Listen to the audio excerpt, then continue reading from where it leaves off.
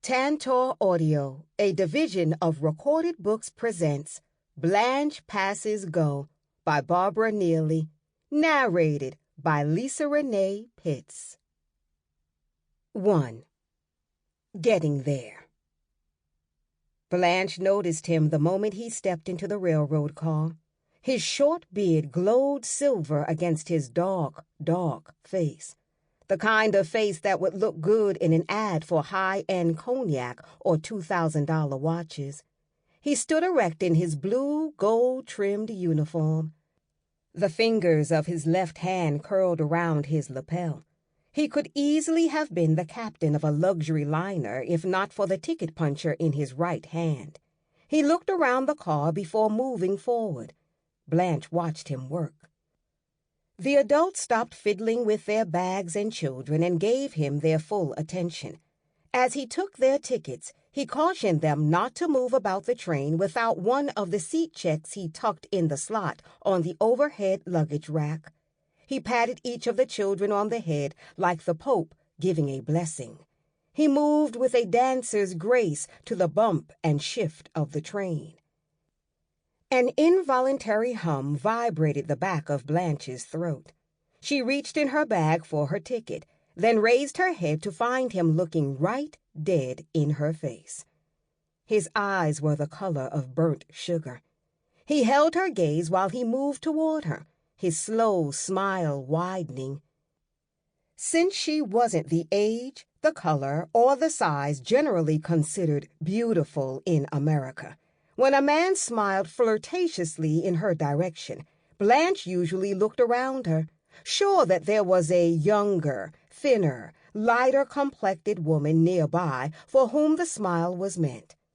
But this smile was definitely directed at her blue-black, size 16 going gray self. It warmed her insides. She thanked the ancestors that there were still men around who liked a woman with some meat on her. "Good morning, ma'am." He took in everything about her that could be seen before he reached for the ticket she held out to him. Blanche didn't see what he did with it. She was too busy admiring his large, muscular frame and trying to identify that spicy, warm scent wafting from him. She liked a man who went to the trouble to smell good. This man smelled lickable. When she looked up at him, a smile warmed her eyes but barely lifted her mouth, just in case he was only trying to make a sister his age feel welcome on the train. He leaned over her seat and spoke softly. "I see you're going all the way to North Carolina, ma'am." His voice had a hint of gravel in it. Blanche turned that hum in her throat into an She was tempted to add that she was looking forward to going all the way, but decided against it. If anything was really happening here, let him run it for a while. "It'll be a pleasure working the Silver Star knowing you're on my run, ma'am." He tipped his cap and moved on. He hadn't tipped his cap to anyone else. "Well," she fanned herself, still grinning. When she'd cooled down a peg, she raised her head above the seat in front of her and looked around. She'd been so busy giving all of her attention to the conductor, she hadn't checked out the other passengers in the car. From her seat, all she could see was the elderly white couple directly across from her, all pink and white and matching khaki pants and plaid shirts, the bulk of the man in the seat in front of the couple, and the tops of heads in seats farther along. Under normal circumstances, speculating about who the people around her might be would have been one of the head games she played to keep herself occupied on this long train ride. But circumstances could turn out to be better than normal. She might have another game to play, a much more interesting one. She settled into her seat, even though she was as keyed up as a cat eyeing a frisky mouse. She was lucky to have a double seat all to herself. She unzipped her small plastic carry-all bag and dug around her reused cookie tin of ham sandwiches and plastic container of fried chicken. She took out her book and her thermos of tea. Her old green slippers were wrapped in plastic in the very bottom of her oversized black handbag. She'd planned to put them on once the train got underway, but now changed her mind. She didn't even pretend to have any reason for this other than wanting to look her cutest for the conductor. Good thing she'd decided to wear her black skirt and a decent blouse. They were leaving Providence, Rhode Island, when he came through the car again. She was reading What a Woman's Gotta Do by Evelyn Coleman. She loved the kick-ass opening and was eager to get deeper into the book, but she wasn't able to give it her full attention right now. She looked up the second the door clanged shut behind him and didn't have time to look down before his eyes met hers. He smiled. So did she. He stopped beside her seat. Good book. Blanche breathed in some more spicy and warm. I just started it, but I hear it's real good. Your lucky husband a reader, too. Blanche didn't hesitate. Don't have one. I'm a widower myself. He grinned like he knew that was good news. He pointed to the golden plaque on his chest. Thelvin Lewis. She'd noticed his name tag but had purposely avoided looking at it. She wanted to hear it from him first. Maybe because she so often felt the need to defend her own name, she'd come to believe something could be learned about people from how they said their names, with pride or indifference, as though presenting a gift or calling down a curse. Thelvin Lewis said his name as though he knew it was special. Blanche White. She held out her hand. His was warm and blanket soft. North Carolina your home, Miss Blanche.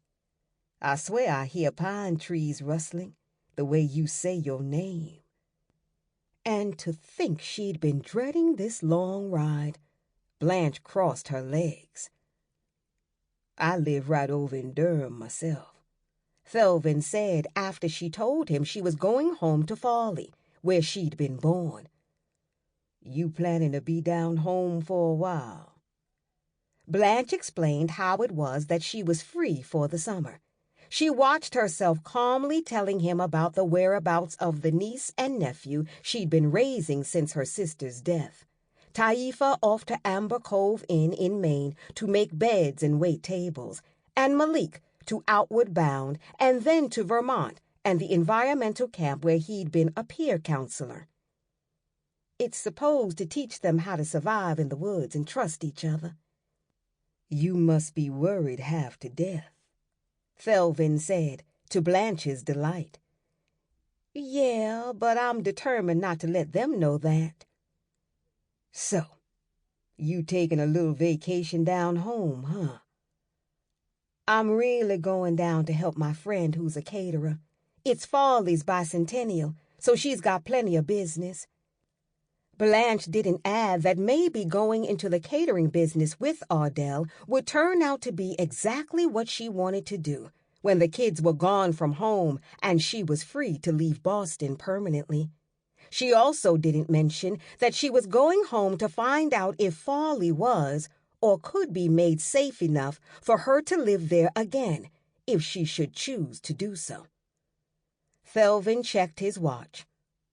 Uh-oh, I better get moving.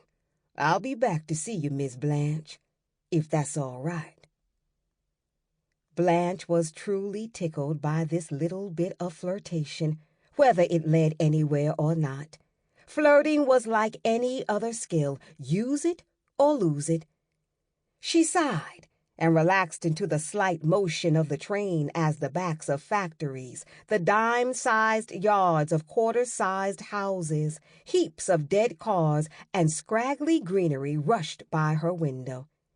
She felt herself loosened from the world outside the train, simply skimming the surface like a water bug on a pond.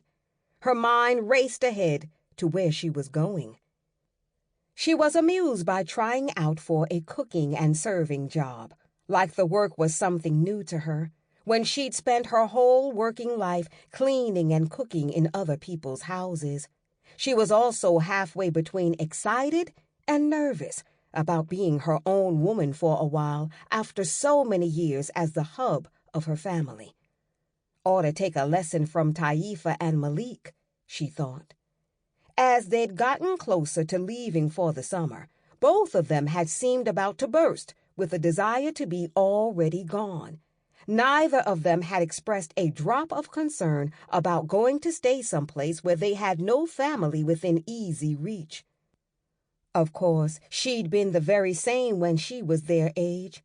It was easier to rush off to who you were becoming than it was to walk back to where you'd left a part of yourself and try to revive it. Life was a forward-moving thing. Trying to go back was like swimming upstream with rocks in your pockets.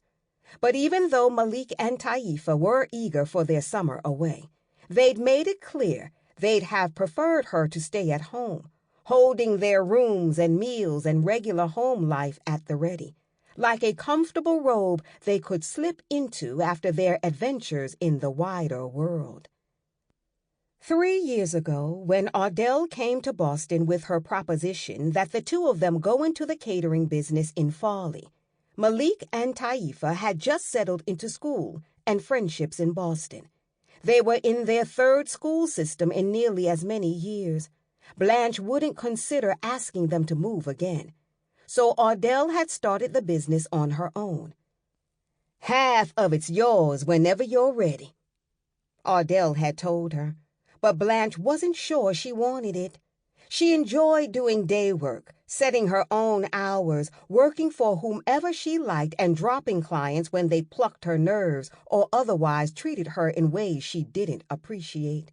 Working alone suited her too, with no one else's habits or needs to consider. She enjoyed cooking, though, which is what she'd mostly be doing if she went in with Ardell, and she certainly wouldn't mind making more money if catering could provide that. But pleasure and money weren't the only considerations. There was also David Palmer. She'd lived in Farleigh for at least another year after it happened. She'd sworn that she'd get even with him someday, somehow, but for the first few months she'd traveled the streets and worked with her eyes down, fearful that she'd see him. She'd thanked her ancestors for shielding her from the sight of him. She'd cried with relief when Ardell told her he'd left town. Then she'd left herself. Over the years, as time and distance forged scar tissue tough enough to dull the pain of what he'd done to her, thoughts of revenge had faded too. But there would be little distance between them now. He was already back in Farleigh, and she would be shortly. She would just have to see. "Can I help you in any way, Miss Blanche?" Felvin asked when he found her walking the train to stretch her legs. "Thank you, I'm just fine." "I can see that, Miss Blanche. A blind man can see you don't need no help with being fine." By the time they reached Baltimore, Blanche knew that Felvin had 3 children, 2 boys in their late 20s, one in California and the other in New York, and an older married daughter down in Savannah, that he rented an apartment from his mother, who lived in Rocky Mount, and his phone number. "I got an answering machine," he told her, "so you can always leave me a message." By the time the train reached Fredericksburg, they decided to meet for dinner, day after tomorrow, unless Blanche had to work. She was to call him. She wondered at meeting Felvin, a man with all the early signs of being decent and interested as well as good-looking, while she was purposely heading toward a man who was scum. Had the ancestors put Felvin in her path as a reward for doing the right thing by going to Farleigh, or as a consolation prize? The trees rolling by the train window were fully dressed in early summer leaves.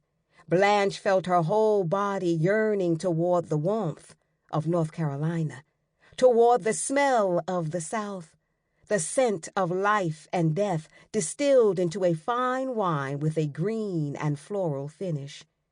She would be in Farleigh all summer. Praise the ancestors. 2. Getting settled. Blanche spotted Ardell as the train was pulling into the station in Selma, North Carolina, the closest stop to Farleigh, and was startled by the tears that sprang to her eyes. Her emotions were getting closer and closer to the surface, she'd noticed, just about the time her night sweats had become a regular thing. She meant to ask her mother how she'd managed menopause, although it was unlikely she'd get a useful answer. Ardell saw her at the window. "Blanche! Blanche!"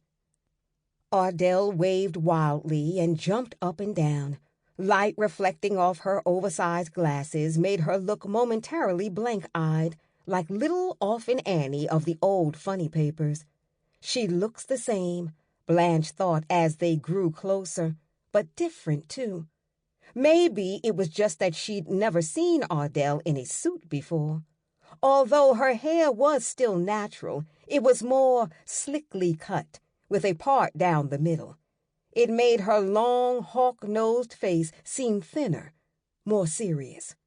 Of course, she was grayer, too. Ardell smelled of something lemony.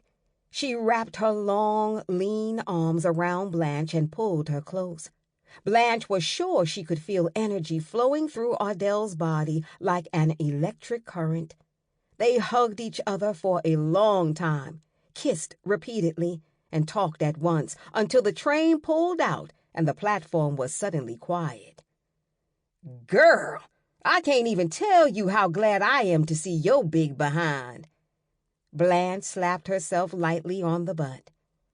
"You mean my fine big behind, don't you, Miss Bow-Legged Power Suit?" They laughed their way toward Ardell's old blue Dodge.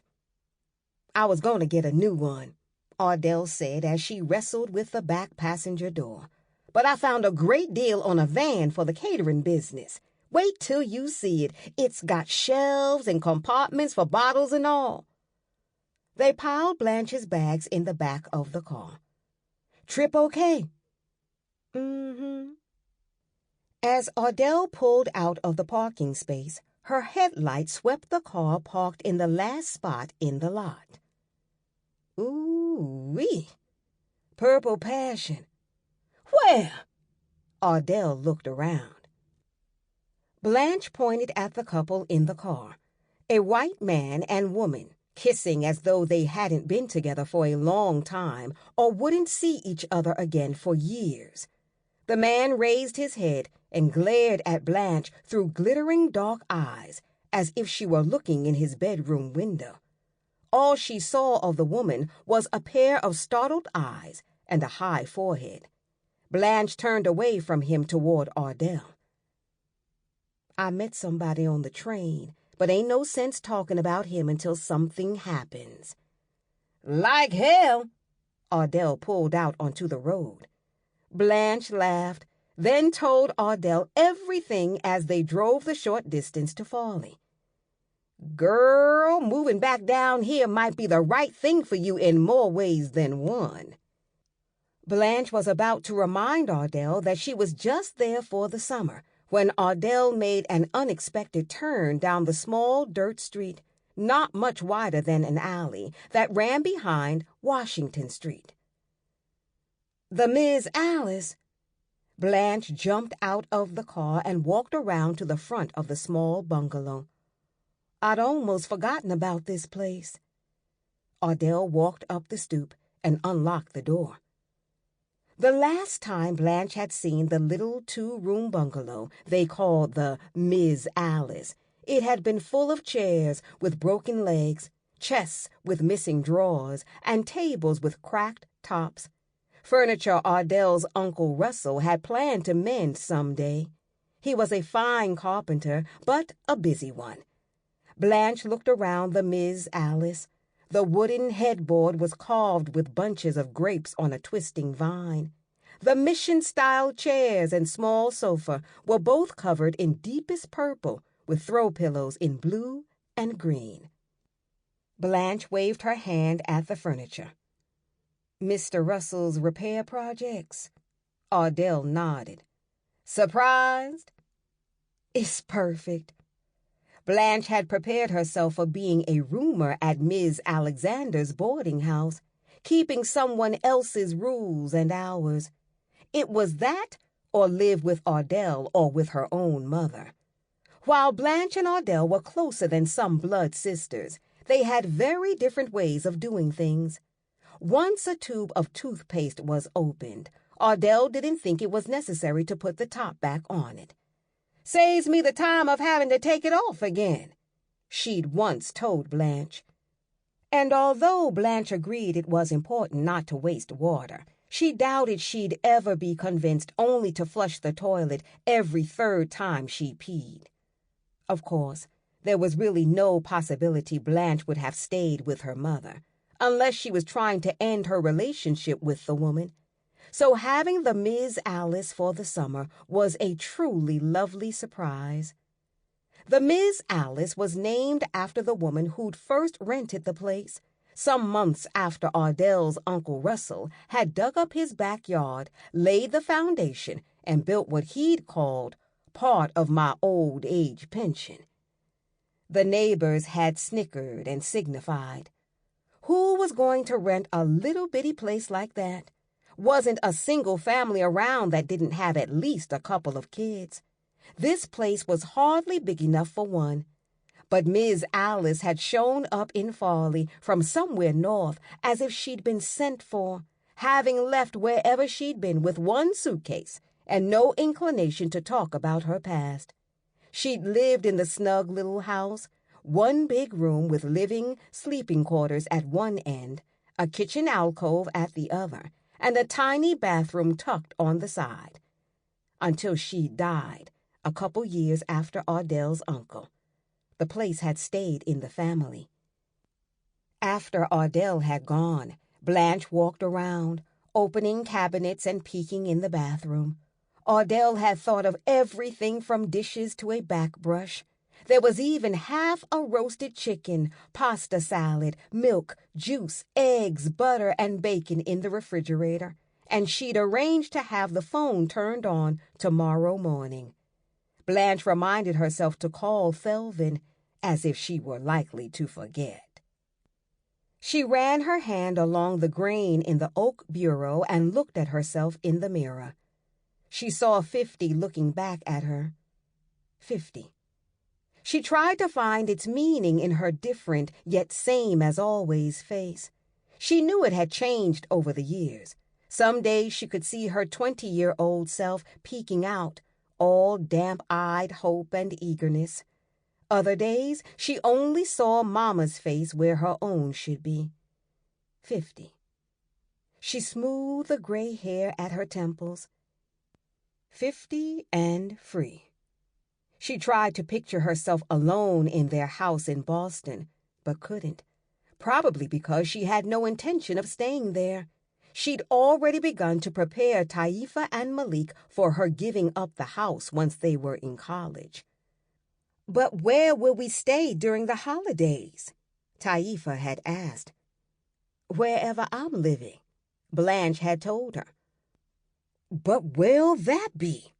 Malik wanted to know. "And what if we don't like it?" Taifa added. Blanche had been unwilling to say what was on her tongue, that Malik and Taifa would only be visiting her, so whether they liked it or not was immaterial. Though she hadn't said it, the thought had thrilled her. She didn't feel quite the same when it came to their freedom. She probably wouldn't have let Taifa go off to Amber Cove alone if the three of them hadn't stayed there with the Crowleys a few summers ago. The Crowley kids were friends of Taifa's and Malik's from the year they'd gone to private school. Their parents had a cottage at Amber Cove, and their mother, Christine, was there this summer too. she'd agreed to keep an eye on Taifa. One of Malik's favorite teachers was a part of his whole camping thing, so she was less concerned about him.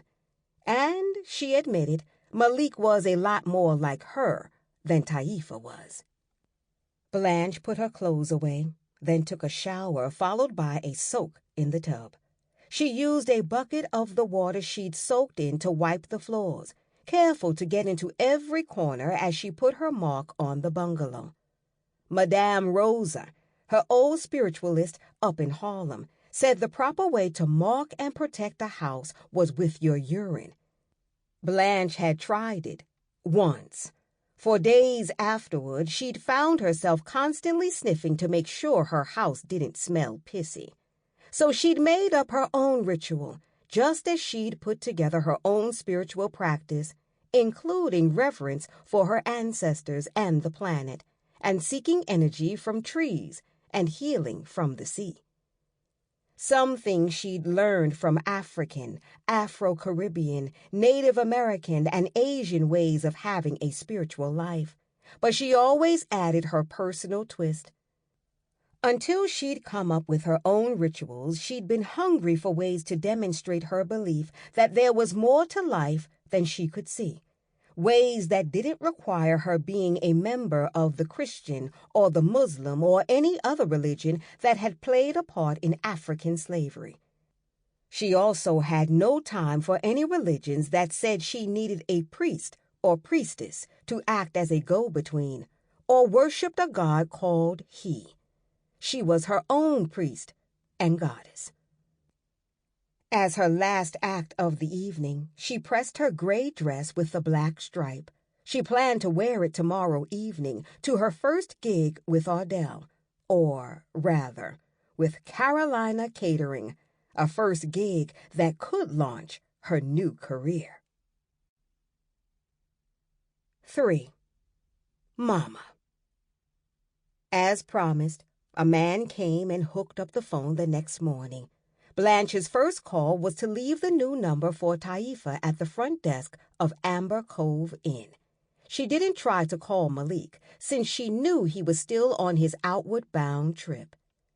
Blanche had allowed Taifa and Malik to convince her not to call them unexpectedly, setting up dates to talk to them instead. But she'd also given them each 10 postcards, already stamped and addressed to her at Ardell's.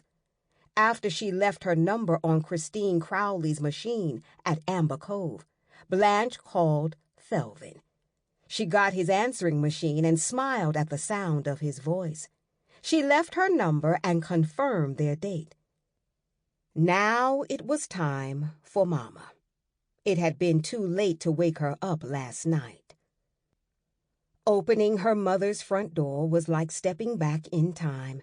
There was the old slip-covered sofa, the balding blue armchair, the brass floor lamp with its fringed shade.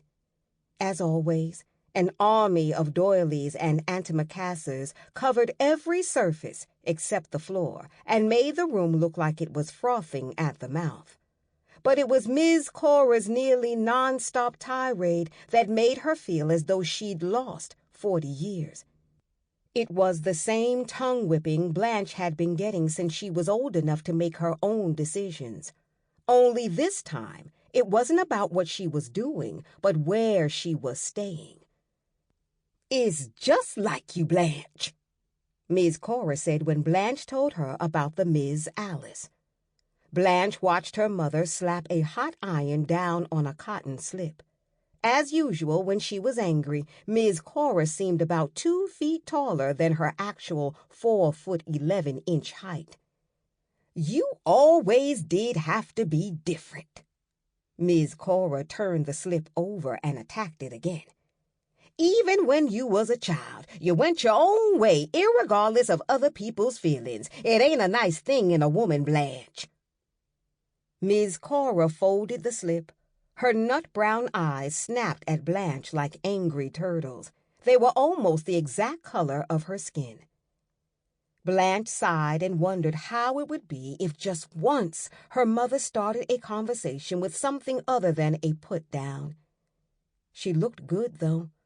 Mama's face had obviously aged as much as it intended to, since her looks hadn't changed in 10 years. She seemed a little lighter skinned. Was she losing her color along with her hair? She'd also... Sample complete. Ready to continue?